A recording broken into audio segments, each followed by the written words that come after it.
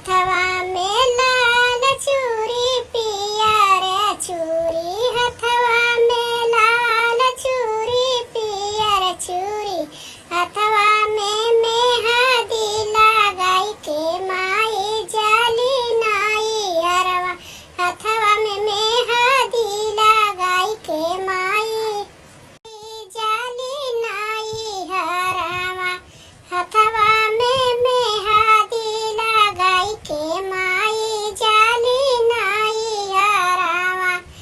लाल ही डोलिया में बैठेली माई हो, लाल ही डोलिया में बैठेली माई हो, माई सिंगार कई के जाली नाई हरवा, माई सिंगार कई के जाली नाई हरवा। गाना बहुत अच्छा है, तो लाइक करना, शेयर करना, सब्सक्राइब भी कर देना। ये कार्टून का वीडियो मत भुलाना, सब्सक्राइब भी कर देना।